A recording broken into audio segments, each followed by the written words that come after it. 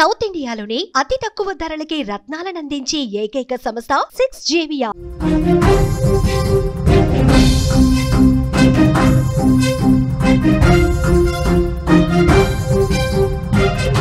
విజయనగరం జిల్లాలో దారుణ హత్య జరిగింది. అన్నదమ్ముల మధ్య కొన్నేళ్లుగా భూ వివాదం ఉంది. తోడబుట్టిన అన్న పీక కోసి దారుణంగా చంపేశాడు తమ్ముడు. పక్కా పథకం ప్రకారం చంపారని బంధువులు ఆరోపిస్తున్నారు. పోలీసులకు సమాచారం ఇచ్చారు స్థానికులు. ప్రస్తుతం తమ్ముడు పరారీలో ఉన్నాడు. హంతకుడి కోసం పోలీసులు ప్రస్తుతం గాలిస్తున్నారు. ఆస్తి వివాదాలు, పాత కక్షలు, ఇలాంటి కారణాలతో ఇటీవల కాలంలో తోబుట్టువుల మధ్య బంధాలు తెగిపోతున్నాయి.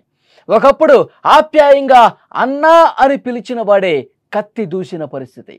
రక్తం పంచుకుని పుట్టిన వాళ్ళు ఒకరికొకరు ప్రాణాలు తీసుకున్న పరిస్థితి. అన్నా చెల్లెళ్ళు, అక్క తమ్ముళ్ళు అనే అనుబంధానికి విలువ లేకుండా పోతుంది. పూర్తిగా మానవ సంబంధాలు మృగ్యమైపోతున్నాయి.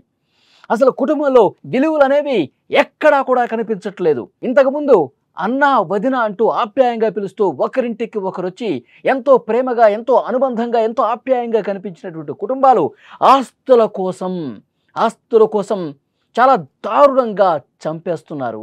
ఇలాంటి ఘటనలు రెండు తెలుగు రాష్ట్రాల్లో ఈ మధ్య ఎక్కువగా కనిపిస్తున్నాయి. సమాజంలో ప్రస్తుతం ఒక ఆందోళన కనిపిస్తోంది. విజయనగరం జిల్లాలో జరిగిన ఈ ఘటన కూడా ప్రస్తుతం ఇదే కోవలో వస్తుంది. తోడబుట్టిన తమ్ముడే అన్నను కిరాతకంగా చంపిన ఘటన అక్కడ స్థానికంగా తీవ్ర కలకలం రేపింది.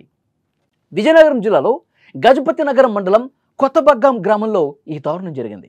పసుపురెడ్డి శ్రీను అనే 50 ఏళ్ల వ్యక్తిని తన సొంత తమ్ముడు చంటి పీక కోసి దారుణంగా చంపేశాడు. ఈ ఘటన కుటుంబ కలహాల నేపథ్యంలో జరిగిందని ఆ మృతుడి భార్య కూడా ఆరోపిస్తున్నారు. శ్రీను, చంటిల మధ్య ఎప్పటి నుంచో భూ వివాదాలు ఉన్నాయి.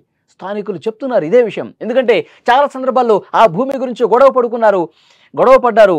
తమ్ముడు అన్న దగ్గరికి వచ్చి గొడవ పడేవాడు. అన్న రోడ్డు మీద ఎప్పుడైనా కనిపించిన తమ్ముడు గొడవ పెట్టుకునేవాడు. రెండు కుటుంబాలు కూడా ఎప్పుడు గొడవ జరుగుతూనే ఉండేది. కానీ అక్కడ స్థానికులు చెప్పేవాళ్ళు, ఇద్దరూ కూడా బ్రదర్స్ మంచిగా ఉండాలి, ఈ ఆస్తుల విషయం మీరు కూర్చొని సమస్యను పరిష్కరించుకోవాలి, పెద్దల సమక్షంలో దీనికి ఒక కొలిక్కి తీసుకురండి, అంతేగాని ఈ విధంగా గొడవ పడితే ఏమీ రాదని చెప్పి అక్కడున్న స్థానికులు, ఇతర బంధువులు నచ్చజెప్పే ప్రయత్నం చేశారు. కానీ తమ్ముడు వినలేదు. ఇంకా కోపం పెంచుకున్నాడు, పగ పెంచుకున్నాడు, ప్రతీకారం పెంచుకున్నాడు. అందుకే ఈ ఘటనకి పాల్పడ్డ పరిస్థితి.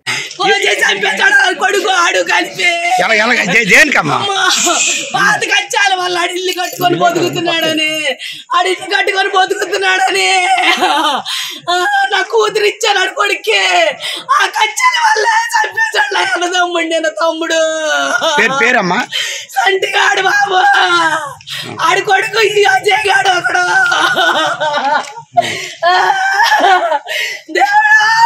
తమ్ముడు చచ్చిపోయాడు. శ్రీను భార్య ఏం చెప్తుందంటే, తన భర్తను మరిది చంటి అలాగే తోడికోళ్ళు ఇద్దరూ కలిసి ఒక పక్క ప్లాన్ ప్రకారం పథక రచన చేశారు. నా భర్తను చంపడానికి ముందుగానే ఒక ప్లాన్ వేసుకున్నారు. వాళ్ళు గ్రామానికి దూరంగా తీసుకెళ్లారు.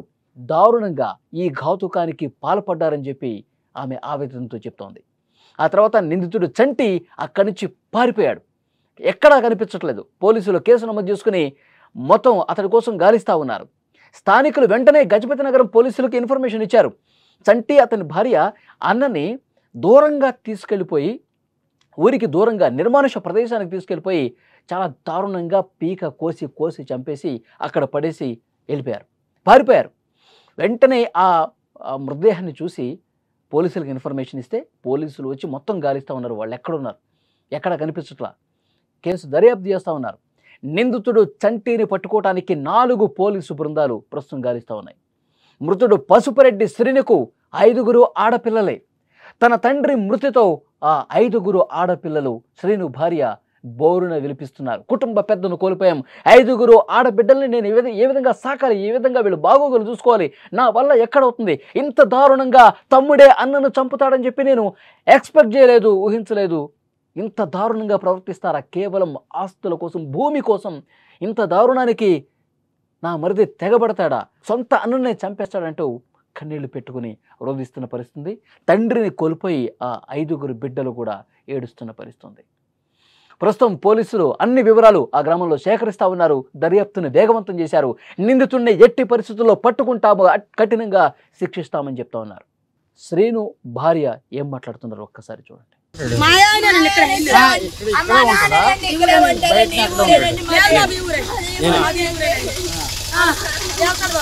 ఈ రోజు చర్చకిస్తాను మా అత్త మా తోటకాళ్ళు కొడుకు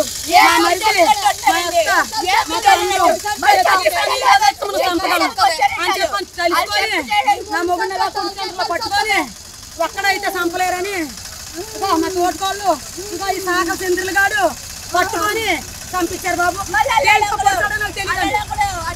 నాకు తెలియదండి. నేను వెళ్ళేసరికి మొగుడు పిల్లలు చచ్చాడు కలిగాడు చచ్చాడానికి తిప్పుకొని ఎక్కడున్నాడు అడిగాను.